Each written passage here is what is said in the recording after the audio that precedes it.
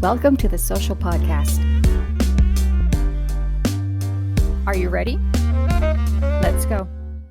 Hello, welcome back to the Social Podcast. I'm your host, Mona Cedillo. Thank you for listening in. This is our official episode 1. This being the first episode, I wanted to have someone that represents a lot of what I believe in, which is unity, community, healing, speaking truth. So I'm excited that the person that I reached out to said yes. Tonight, our co-host is Jason McBride with McBride Impact. Hello, Jason. Hello, Mona. Thank you for having me. Our guest speaker for tonight is the one and only Brother Jeff Fard. Those of you know he has the Brother Jeff Cultural Center over at 5 Points on Welton. Welcome, Brother Jeff.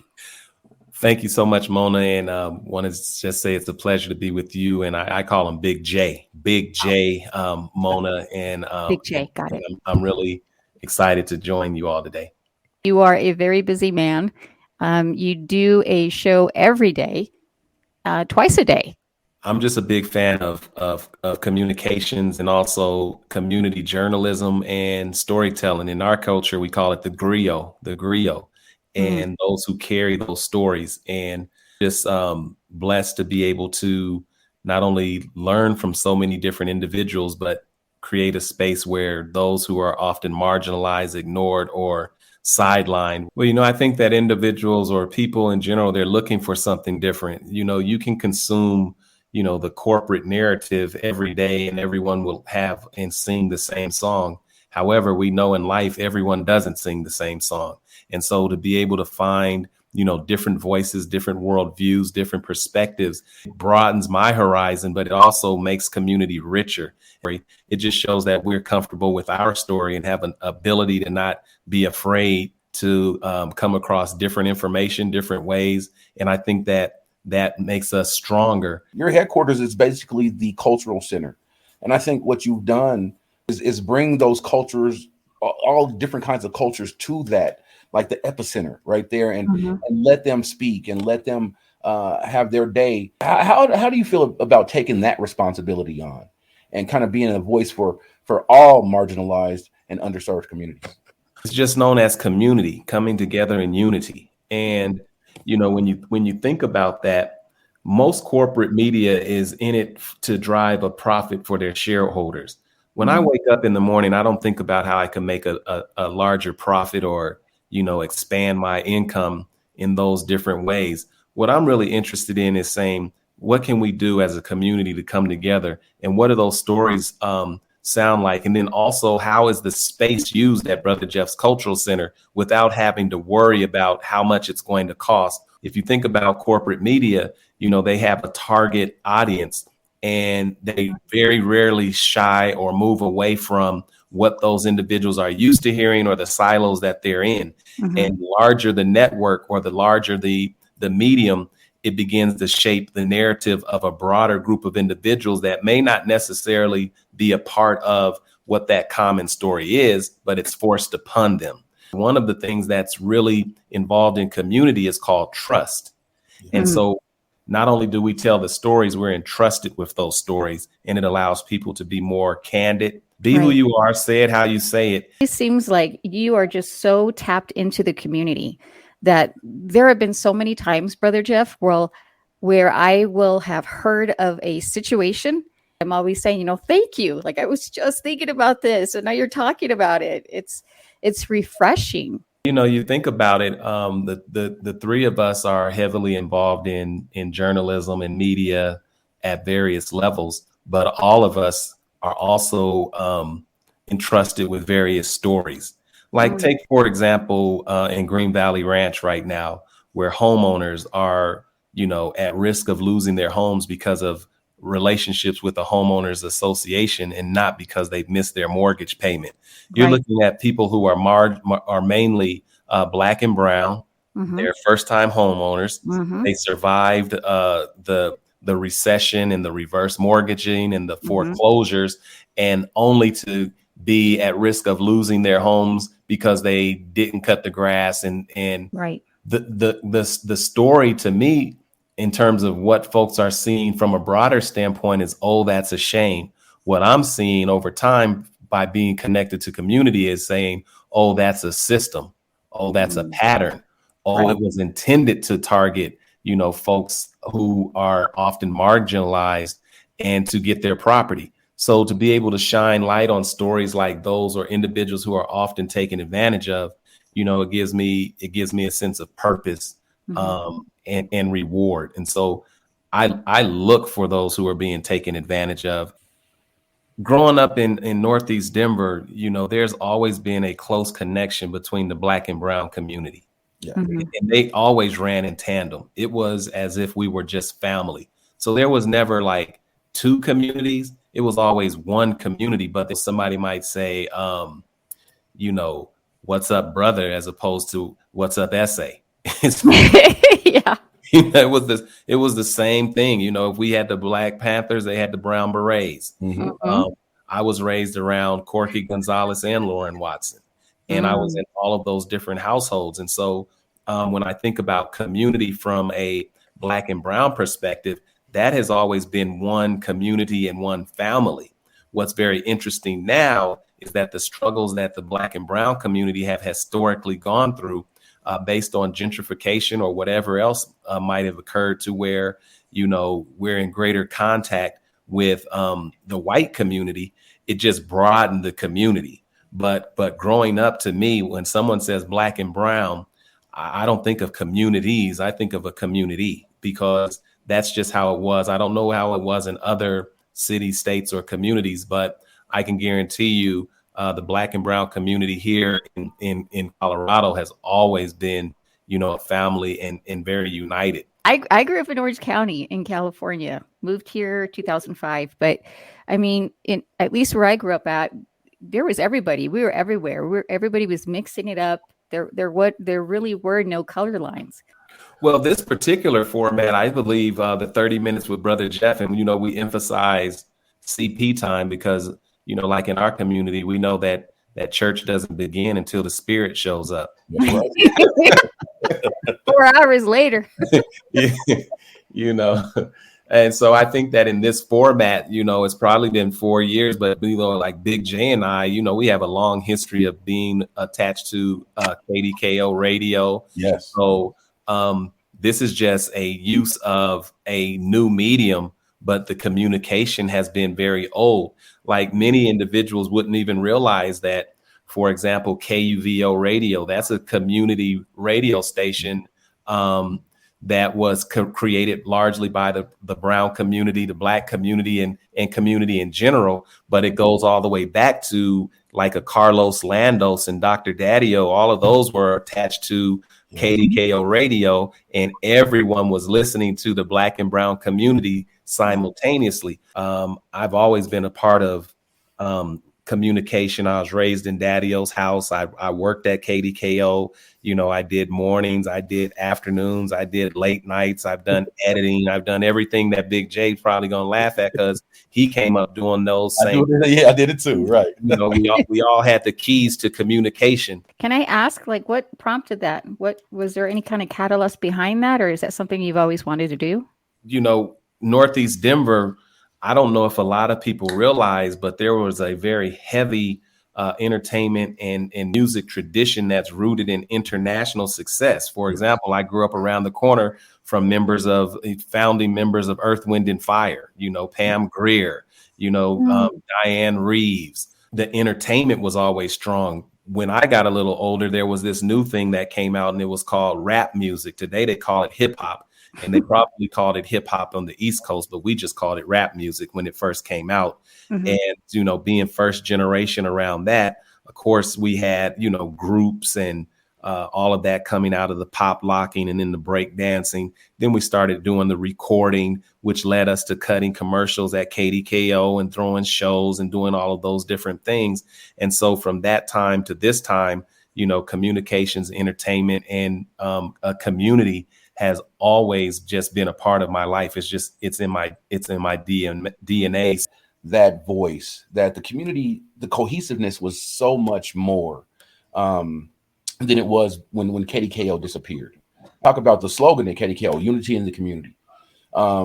in mainstream media. I mean, we've always had the urban spectrum. We've always had, print. But when we lose that voice, where people can actually turn on the dial and hear commercials highlighting restaurants in our culture or products, or where you can go get products, for your skin or hair or anything else for our culture. Like, how much did you think that hurt us when we lost KDKO?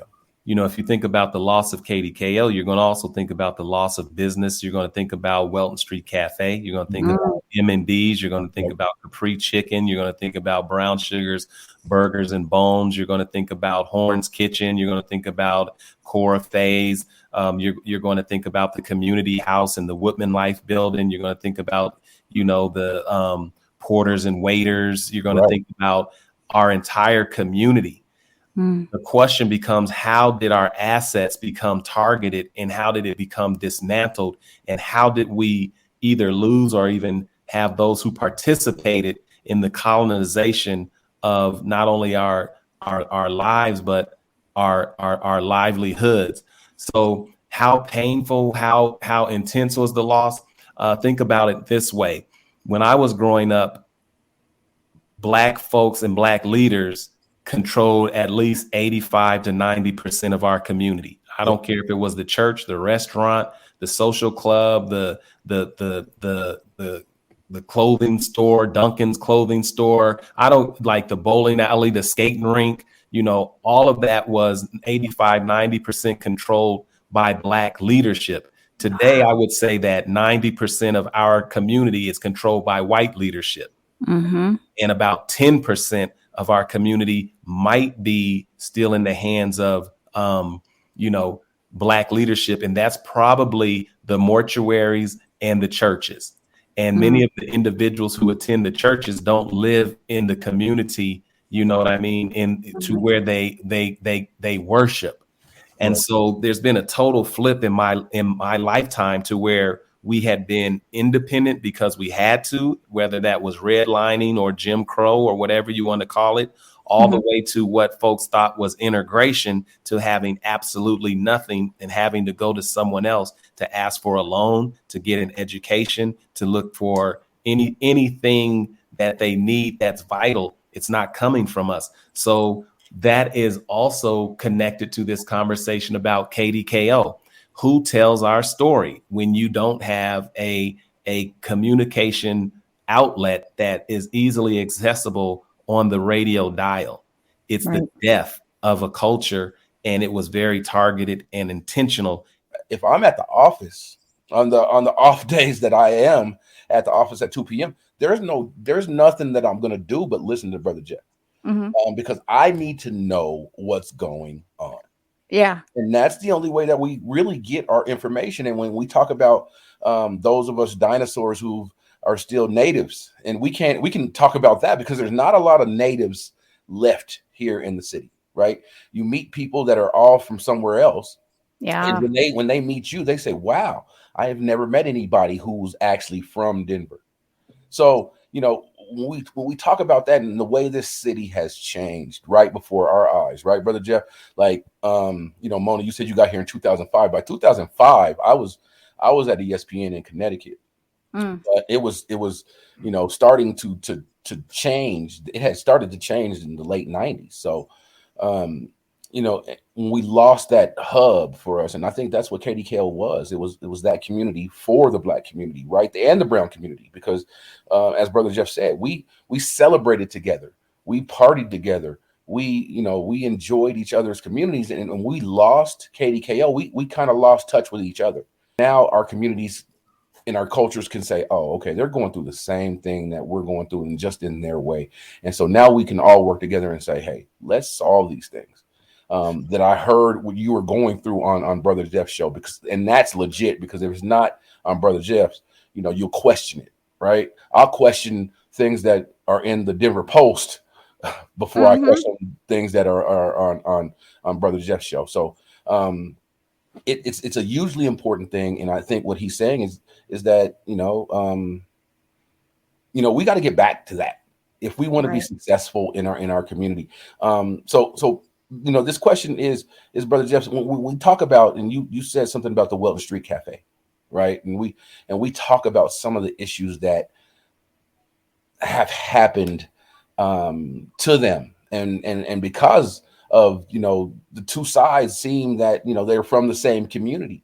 Like, how do you describe that? Like, how do we avoid those kinds of things going forward? Well, you know, inside your question, you've like they use this term, alluded to some inside family business that individuals may not know about. You know Right. what I mean? Right. Yep. You know, and what that is basically, you know, there was a period of time where Black folks, and I'm pretty sure, well, I'm not sure how you know the Brown, you know, addresses this, but I can tell you that the same assets on the North Side have been lost, you know, even while they are surrounded by Cesar Chavez Park. You know, the same dynamic has taken place right here on the East Side in terms of 5 Points. And from the Black community standpoint, there was always a period of time where we were able to point the finger and say, look what white folks are doing to us. You know what, that was the boogeyman. Look what white folks are doing to us. However, a deeper component to that particular analysis is, look what we've been doing to ourselves, which led to the outcomes of what we have or don't have. And so when you think about Welton Street Cafe, you have Black folks that are clearly in a class struggle. And so individuals think of Black folks, you know, as a monolith. And I know that that's a kind of a cliche term, but you not like in this society, our Black community has also been divided across class. And that's why you've had organizations like all the way from, let's say, you know, let's just say the street organizations or gangs or banging or whatever you want to say, all the way up to, you know, the boulets, slippers and sliders, you know, botillions, cotillions. All of these are just different class stratifications. And so it's not saying one is better than the other. It's saying that they all exist. The problem is when they collide and when they clash, you know, and that's what you see in Welton Street Cafe. You see a property owner who has purchased property in his own community from white capitalist structures that have purchased that property pennies on the dollar, and now they flipped it 2, 3, 4 times. Right. And Black folks who were, and I'm not saying this particular owner, but you got to remember there were many in our community that was waiting to get away from being in the Black community. Success meant getting out of the Black community. In other words, being closer to white folks meant that you were more successful the further you could get away from your community. Well, while we were getting away, and you know, these manufactured conditions of crime and influx of drugs and stuff, which drove your property values down, you had individuals purchasing that property pennies on the dollar, and it wasn't Black folks. And so now Black folks get in on the game and they say, hey, the economy has changed. Denver's changed. We're close to downtown. People are coming back. Well, they've purchased that property at 4 and 5 times the cost. Whereas the people who were in those properties, when it was a community where nobody wanted to be and everybody was running from and was very affordable for them, well, now it's not affordable for anyone. Right. And you have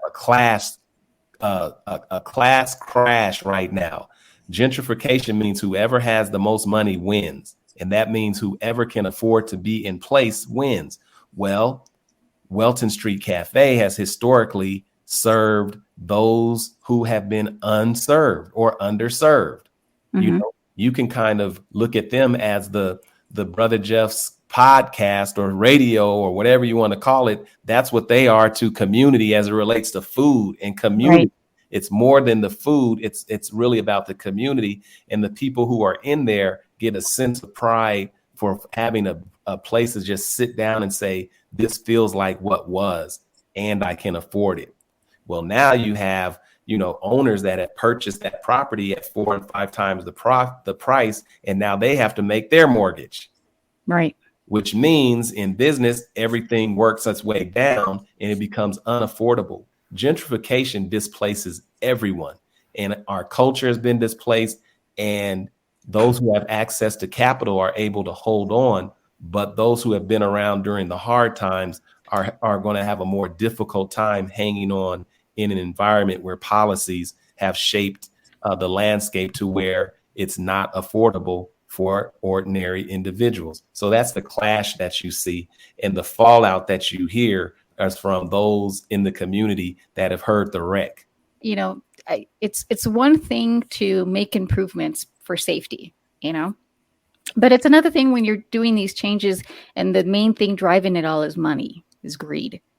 In the last 6 months, at least, there's a lot of people from out of state that have moved into the neighborhood. You know, I was walking down the alley behind where I live, and I counted just for kicks. I counted how many cars were parked in the alley, and I counted about 12, and only 2 were Colorado. Everybody else was from out of state. And every time, you know, for me, my experience, every time I see somebody, a new neighbor or whatever, it's not a person of color, and it's somebody that just moved here. They don't really know the neighborhood. They don't know the people, and they're just content in their little bubble. And I think that gentrification it's not sustainable. It's not only financially, but I think emotionally, spiritually, and mentally, it doesn't do any good. If anything at all, it just creates fear and anxiety. You know, I have to agree with that. Because what you're seeing is an influx of capital and an investment in areas that have been disinvested in. Right. Like we've always said, urban renewal means Negro removal. When you go into a community now and you don't see people, as they say, people of color, but the leadership of the city has been people of color. True. Yes. Let's talk about that. Like we would say, Big J, we would just say, you know, it hurts, but we just got to charge it to the game. Yes. Charge it to the game. You know, because aesthetically, it may look a little bit different or look a little bit better. They think that those improvements made the neighborhood better.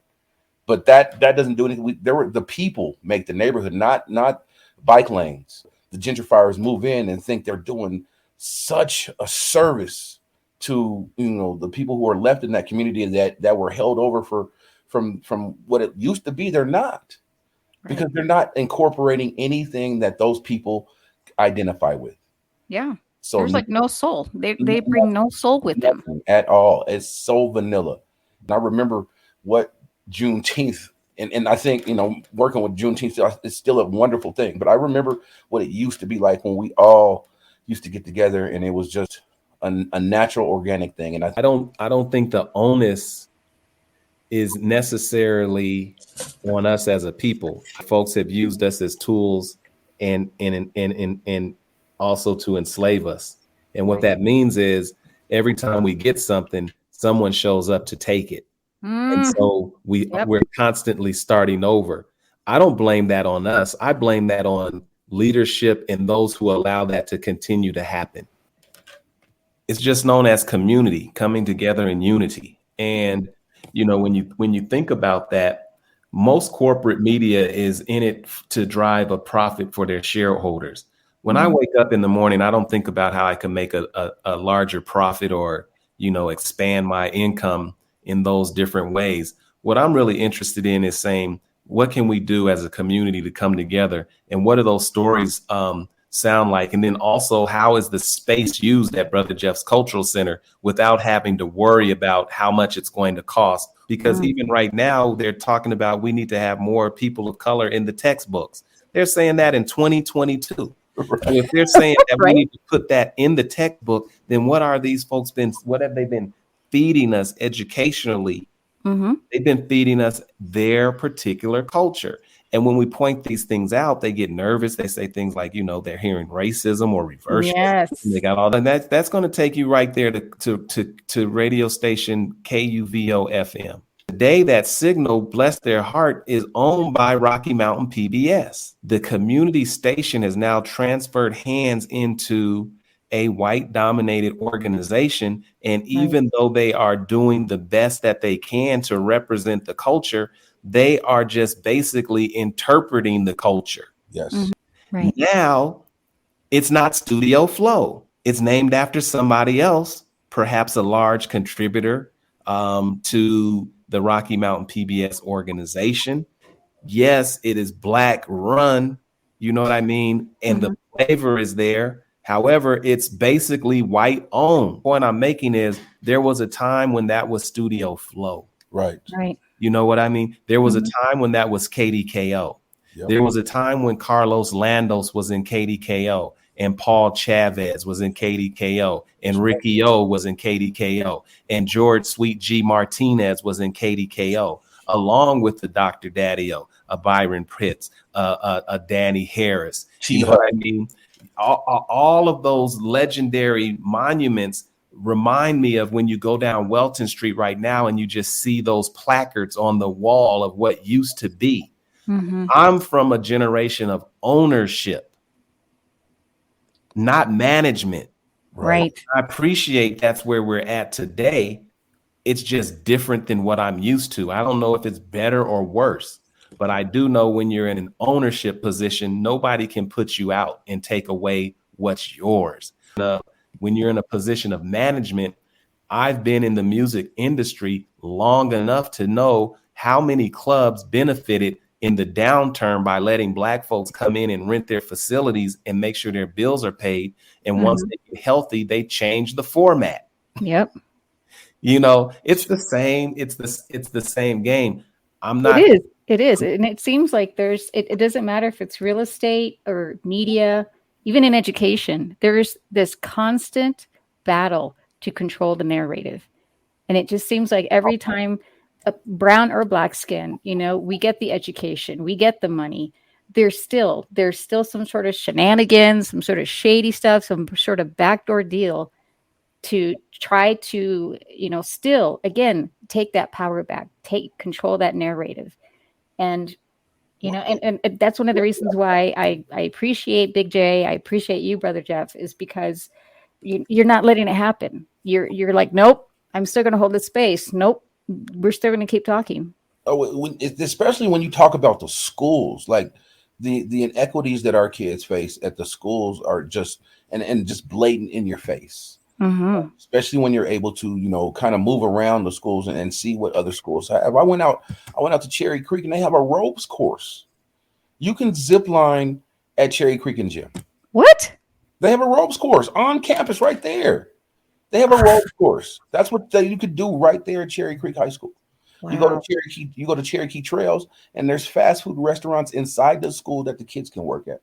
You see, we're struggling at some schools that are called college preparatory academies, and they don't have library books. Libraries. Yeah. So, I got kids that I work with at different schools, and they tell you, look, I don't, I come to school, I do my work, and I get out of here because there's no reason for me to sit in class because they're not going to do anything. I have a teacher, and I won't even mention the school. The desk is against the wall. The teacher's facing the wall. And the back is towards the class because she is checked out. Our kids are being educated by this system that has a ropes course at one school and a teacher that looks like the kids that go to that school with her back towards the class and has totally checked out, midway through the school year. Kids learn differently. Everybody has a computer in their pocket. So we ask our kids who have computers in their pocket, who have computers at home, who have tablets, who have all this technology to go to school, and we give them a textbook. Well, Brother Jeff, and that, honestly, I think about you and I think about your center. And, even though a lot of people call it the cultural center, for me, myself, I think of it as a cultural and educational center because you do every day you're dropping truth, you're dropping knowledge out there. You're out there preserving and still holding that space for people. Well, at the end of the day, to me, it's just called community. And it's a reflection of the shoulders that I stand on. Like, I want to be an individual that, when I pass on or leave the body, someone will remember and pour a libation in my honor because of the work, because of the commitment to community. I'm not too sure of who were the billionaires and millionaires of 1930 and 20 and from our community. I don't know. I know the ones that established things like Cleo Parker Robinson's dance theater. You know, I think of individuals like Joe Bunton Keel, who, you know, had Eulipian's theater. You know, I think of individuals like Jeffrey Nicholson, who had Shadow Theater. And when I pass those different places, I just know the commitment that they've had to community. Colorado, Denver, Northeast Denver, our stories have not even been told in terms of our greatness. The mayors that have been produced and that stuff that has come out of Manuel and George and Montbello and TJ and the scholars, the educators, you know, that are world renowned and world known. I know the difference between education and conditioning. And I know that they have individuals that are practicing on us to, you know, that are not from our community, that once they become strong enough to be teachers, they'll be able to be moved on to other places where education is taking place, and it resides in the individual. If anybody looks, they'll see that our building is not all that impressive,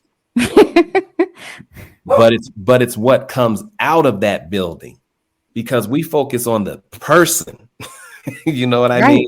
We focus on the community. We focus on the love. We don't focus on the shiny this or the shiny that, or the things that are going to put you in debt that are not going to allow you to work within your mission. And so, yes, gentrification looks beautiful. It looks shiny. It looks painted. It looks tidy. It looks all of those different things. But it's one of the ugliest things you can ever imagine, because it tears away at people's souls, and it makes you have to have a certain income level to participate. And the system in and of itself is designed to drive those who are not able to keep up away, as opposed to embrace, what is there. Can you imagine a society that says, you know, we're going to use this space to bring everybody up, and if you want to participate in it, you have to be a part of a collective that has responsibility in place, not a system that says, let's bulldoze and drive all this away so we can put something else in place, and then maybe put up a plaque to appease some individuals, and then within the next 5 or 6 years start to take those plaques down. Folks don't understand that Cherry Creek, right there where the Cherry Creek Mall is, that used to be a totally Black community. Yep. Really? I didn't know that. And guess what? In 25 years, you won't know that Black folks were in Welton Street either. Nope. Gosh. But the good news is we'll be somewhere.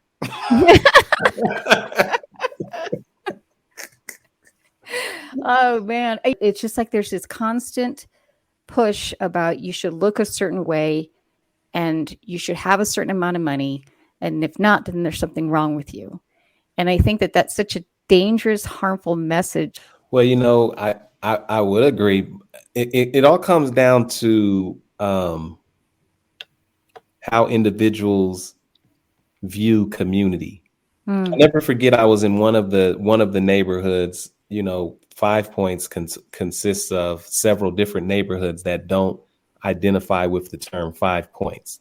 The reason they don't identify with the term 5 Points is because it had a negative connotation, because in New York, that was a poor neighborhood. And if you think about where we're at in place, we're in Denver's first suburb. That first city park was Curtis Park. And if you look at those huge, big homes, that's where the wealth was before it moved into the Cheeseman Park and then further south into that particular area. So we're in the heart of what was a very wealthy community, and then became a working class community. Long ago, I was at a community meeting, and again, I say community meeting, but they were really they call them neighborhood associations, but they're really homeowners associations. In other words, places where property owners can get together and decide what their community will and will not accept. And there was a lawyer guy, white guy, who said, you know, we were talking about community, and I was talking about some of the things that we're talking about. And he had a totally different worldview. And I'll never forget, he said, well, you know what, Brother Jeff, you and I have very different ideas of what community means. Okay. And with that being said, to tag it onto your comment is this: can these different communities survive together with totally opposite points of view?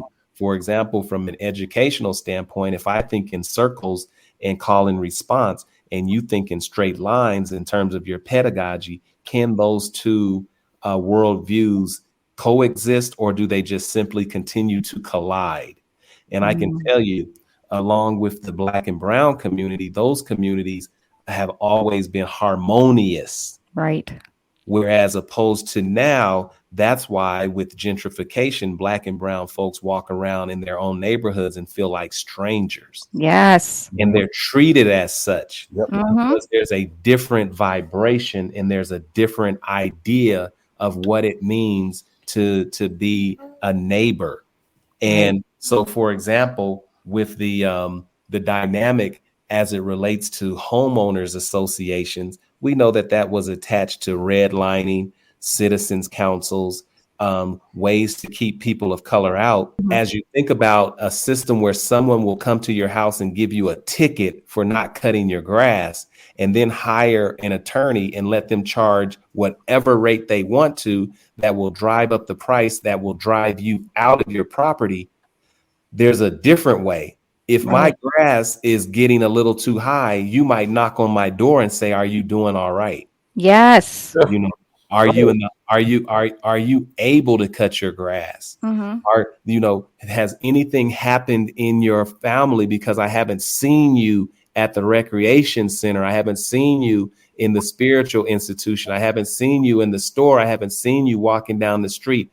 I see your grass is high. I'm knocking on the door, not to give you a citation, but to see as a neighbor, how can I help you? Yes. Or as a single mom, I'm sending my son down there. Go do something. Go down there and mow that lawn. That's what I'd be doing. Yeah, it's like, you know what? Like, it was just my nature. When I was growing up, my mother was like, "Nah, you got to go next door and shovel Miss Smith's lawn, sidewalk." Yep. You got to take care of the elders. You got to take care of those who can't. You don't give them a citation. Yes. You give them some assistance. Yes. And that's the difference. I mean, that is a huge, massive difference. Is exactly like you said. And I think about Big J, you said it's like assimilation. When I have conversations with people, and they'll try to say, "Oh, that was such a long time ago. It's just so sad what happened to all the Native Americans, and they're just, oh my." And I said, "What are you talking about?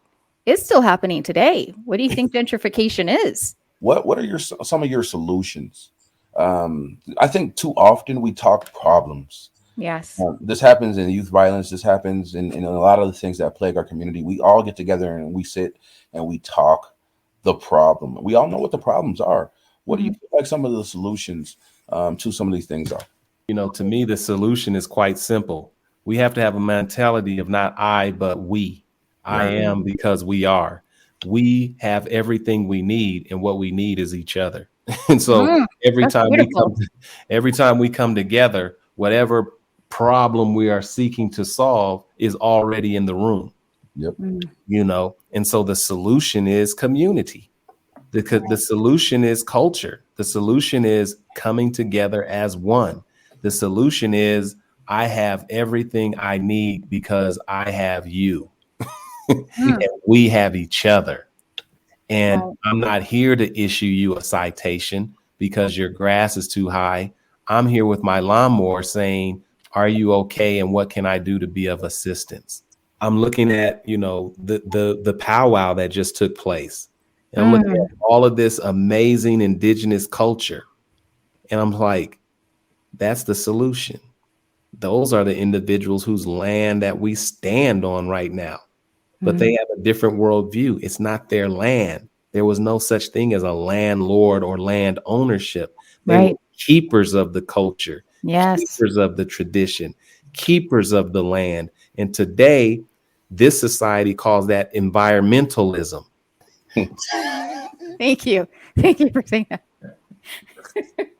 They're like, "What are we doing? We're going green." I'm like, this is the most absurd story that I've ever. It's true. It's so take true. my head. And I tell you, I went to the powwow on Saturday, and I mean, talk about good medicine, because it's one thing for us to be passing each other on the street and you're dressed in your regular clothes and you don't really know who's who. You don't really know who's native sometimes, and you don't really know who's a dancer, and the big deal with the dancers is not everybody can be a dancer. There's different roles for different people. And we have, like the fancy shawl, which is like beautiful, beautiful dancing. And then you have jingle dress dancers, which are my favorite. And a lot of people, they don't know that the big deal with the dresses is that every bead that is sewed on, every jingle that is sewed on while prayed over. And seeing all the young ones, but there's something powerful about when a powwow happens. I mean, you've got your grand entry, and for me, I'm reminded that I'm not alone. And I walk everywhere. I see elders selling crafts and, things made from hand. And you see all the beading, which is tradition. And you see all the regalia. You see all the tribes. You see all the different kinds of dancing. And it's just like, we're still here. We're still here. And look how many of us there are. And like I said, because we are one. Yeah. And so, just thinking of that in terms of solutions, I think that, we should always keep in mind that if you understand our history and what we have all gone through, for us to still be able to stand up straight with our heads up high and to move forward and to love, help, and heal one another tells you that we're winning, because everything that has come against us has attempted to annihilate us, and still we stand. I think exactly like Brother Jeff said, that just the fact that we're still here, we're still standing, is something to be proud of. Well, Big J, you come from that tradition. You got it straight from your father. And I'll just say this, like I've always said, and I'll continue to say this. It is not the responsibility of young people to build a community. It is a responsibility of us to build a community for the young people. Yes, it is. And so if we create an environment where children are laughing as opposed to crying, they're playing as opposed to working, and they are initiated into the village, then they don't have to burn it down to feel the warmth. Mm. So what's the solution? To take back your rightful responsibility, and that is to control your environment and to put processes in place and safety in place and norms in place to where everyone has a role in community. And that's why in those opening ceremonies, and when I see indigenous people and even our community dancing, you usually see them moving in circles. That reminds me of you, Big J, because I think for me, that's one of the reasons why I was really excited when you agreed to be one of the co-hosts, because I see you doing that. I see you. You're not just like, holding an event. Like you actually bring people in. You're actually bringing people into the circle. And what I teach these kids is that, the love that you feel like you get from the homies is nothing compared to what you'll get if you do something for the community. The love you feel from the people that you help. So every kid that I come into, I want to love like I think they need to be loved. A lot of it, to me anyways, it seems like a lot of that stems from fear and miseducation, and tying that back to Brother Jeff, for me, I think that's why what you do is just it's so important, and it's so vital, and it's so needed. You provide a space, and every day you have a show where you are having conversations that are needed. You're dropping information that people have wondered about, and you actually have them on there, and you ask the questions. You've had people like Joseph Camp, who I will never have on here. Yeah. So everybody knows. I will never, ever. Other people I might have, but wow, I would just say that's, a big honor coming from you, because you do the same thing, But really, thank you. I mean, and it's intentional. Big J and both of you have hit it on the head. At the end of the day, the solution is love. I know folks want to make it as deep and as sophisticated as they possibly can. But the young people are looking for love. The older people are looking for love, and everybody in between is looking to be loved and appreciated. And it sounds corny, but people want to be appreciated and from a real genuine place. And it's hard to give that if you've never gotten it, which goes full circle when I was amongst some Native American leaders. And when asked or sharing what the solution is, which Big J just asked me, what are some of the solutions? This elder told me that we are in a time where we're going to have the capacity to forgive the unforgivable. And I've seen it. Absolutely. Right. I've seen it. When folks come by Brother Jeff's Cultural Center and they couldn't realize why I didn't take down that tethered sign with the artwork of Malcolm and Thorogood and Harriet and the pyramids and the Sphinx and all of that, because they don't know that Jay Mason, who spent his childhood incarcerated as the first murderer of the young man Peanut at the Paul Beck Center, he spent his entire youth and young adult life in incarceration. And when he got out, he's the one who painted that sign at the top of Brother Jeff's Cultural Center, which is now covered with the name of Elijah McClain. So folks generally don't know what they're looking at when they come across hallowed ground. They don't get it, but they feel the vibe and the vibration, and they know they're in a special place. Because the things that have happened in that space, the people who have blessed that space, the songs, the libations, the energy that has been in that place, even in the midst of gentrification, while folks are walking past trying to figure out where the next dog park is and where the $8 cup of coffee is, they don't know that they have passed the well of Zamzam along the way. But those who come in and know that they're in a hallowed, sacred place, then they know where they're at. They're at Brother Jeff's Cultural Center, right in the heart of 5 Points. Your place is so important, Brother Jeff. I think that we have to bubble wrap you, make sure that you're all right. You know what I'm saying? Because it's vital that you continue to do the work you do. Mona hit on it when we first started the call with everything that you do, from your show to Black Dollar Saturdays, which highlights Black or minority owned businesses in the community and gives them a place where they can come set up for free and offer what they have, and then let people know about it. I mean, that is super important, and everything you do is trying to be a slant on something that this community needs. And I remember we did the Soul and Salsa Fest back in the day, which I think we need to do again because I love doing it. But what do you see for Brother Jeff and the Cultural Center and or just Brother Jeff in the future? I mean, where do you go from there?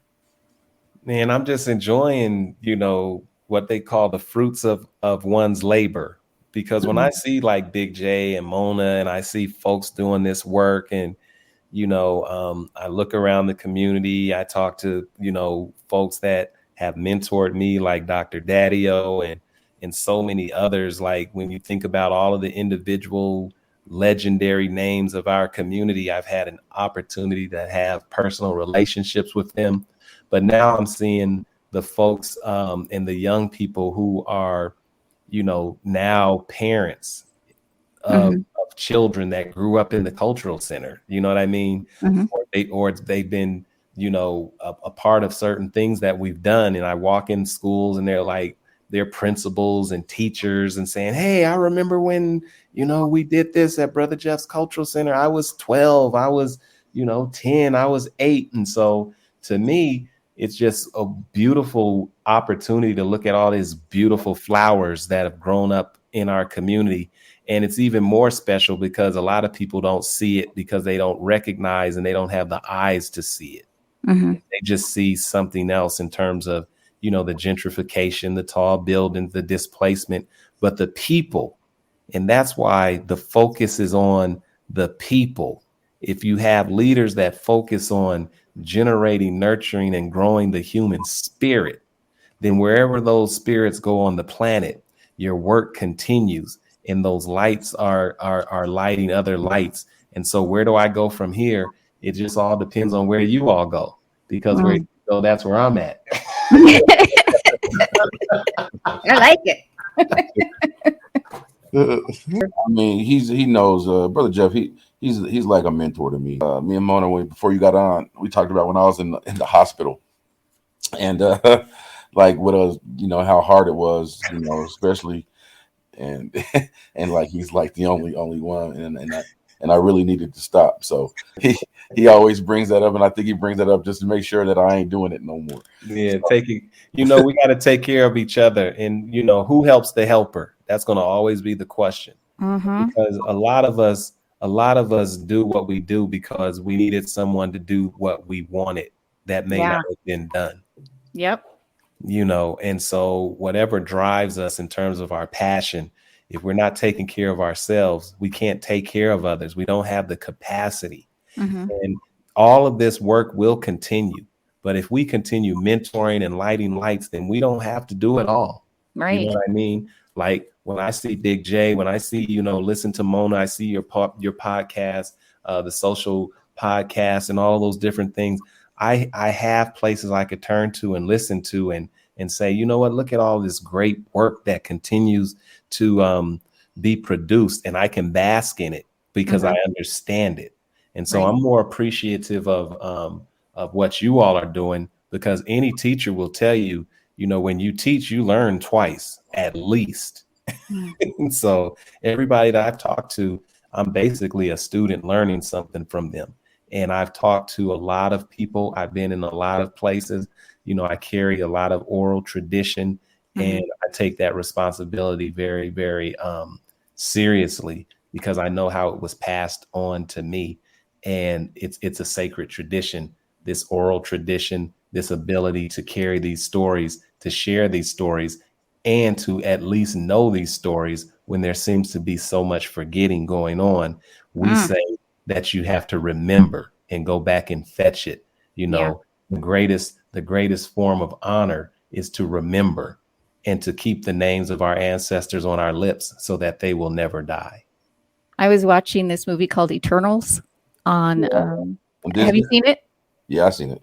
Okay. So when Brother Jeff was saying remember, I instantly thought of the character Angelina Jolie. Her character is she's the goddess of war, and at one point she kind of gets this spell over her, and when that spell is when it's in action, she is striking out at everybody. She's fighting like her own people. She's trying to kill everybody. And one of the other Eternals on the team with her, he's the only one that can reach her. And the only way to get her to come back to stop fighting is he tells her, remember who you are, remember. And then she like remembers and snaps out of it, But I thought of that when you said that. Wow. Yeah. There we have it. Yeah. Well, it's good to hang out with you too. I appreciate the time and what you do. Like we say, if you go down swinging. Mona, the best to you on this endeavor. I know it's powerful. It's a calling, and the stories that you tell that folks were unwilling to is never going to be forgotten. And that's a wrap for episode 1. Thank you for listening to the Social Podcast. I'm your host, Mona Cedillo. Tonight's co-host is Jason Big J McBride, and our guest speaker was Brother Jeff Bard. Feel free to reach out to us if you have a story lead, or if you know of a person in the community doing good work you can elevate, or maybe you just want to play your music here on our podcast. Send an email to helloawmedia@gmail.com. helloawmedia@gmail.com. And we're going to close out this episode listening to a local musician. His name is Michael Acuna. Most people know him by his performance name of Il 7. These nice beats come with the title of Palace Gates. Securing the bag tonight, we grabbing the bag tonight. Let's go. And feet in the hood tonight. Securing the bag, back to the lab. Securing the bag tonight. We grabbing the bag tonight. Let's go. And feet in the hood tonight. Securing the bag, back to the lab. Like, don't be afraid of what you could be. Securing the bag, back to the lab. Like Wall Street,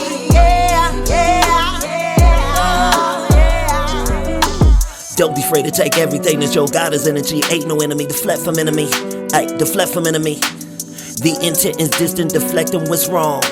Mindset ability has got to be strong. Endurance go long.